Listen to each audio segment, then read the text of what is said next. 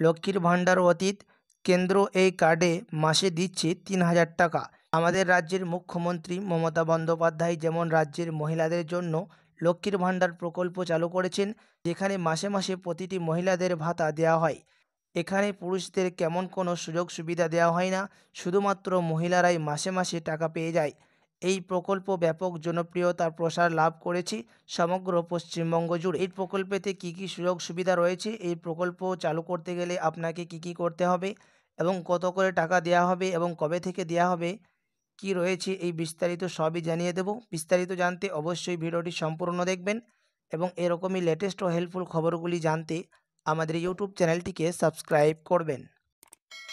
পশ্চিমবঙ্গের লক্ষ্মী ভাণ্ডার প্রকল্প ব্যাপক জনপ্রিয়তা অর্জন করলেও সমগ্র দেশে এই লক্ষ্মীর ভাণ্ডার প্রকল্পের নাম করেছেন এবং এর আদলে প্রতিটি রাজ্যেই একের পর এক বিভিন্ন ধরনের প্রকল্প নিয়ে এসেছেন।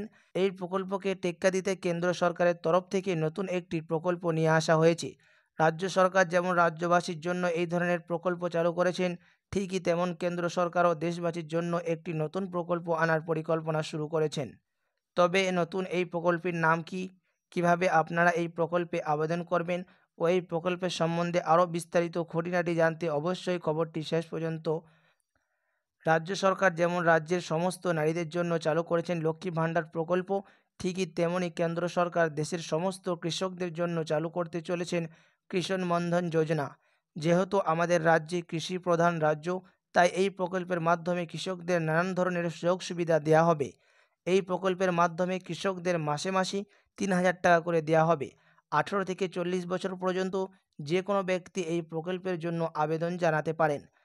চাকরিজীবী মানুষেরা যেমন প্রতি মাসে মাসে পেনশন পায়, ঠিকই তেমন এই প্রকল্পের মাধ্যমে ঊর্ধ্ব কৃষকরাও প্রতি মাসে ৩,০০০ টাকা করে পেয়ে যাবেন। কোনো কৃষক যদি মারা যান, তার স্ত্রী নির্ধারিত মূল্যের ৫০% টাকা পাবেন প্রতি মাসে। তবে প্রধানমন্ত্রী এই প্রকল্পের আবেদন জানাতে হলে প্রথমে আবেদনকারীদের একটি পেনশন অ্যাকাউন্ট সাবস্ক্রিপশন করতে হবে। সঞ্চিত অর্থাৎ কেন্দ্র সরকার তার নির্দিষ্ট তহবিলের সঞ্চয় করে রাখবেন। ৬০ বছর হবার পর মাসে মাসে কেন্দ্র সরকারের তরফ থেকে ৩,০০০ করে টাকা দেওয়া হবে। এখনও পর্যন্ত এই প্রকল্পে আবেদন করেছেন ১৯,৪৭,৫৫৮ জন কৃষক।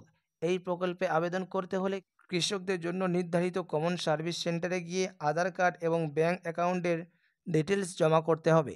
এরপর নাম, বয়স সংক্রান্ত বিস্তারিত তথ্য দিয়ে আবেদনপত্র পূরণ করতে হবে।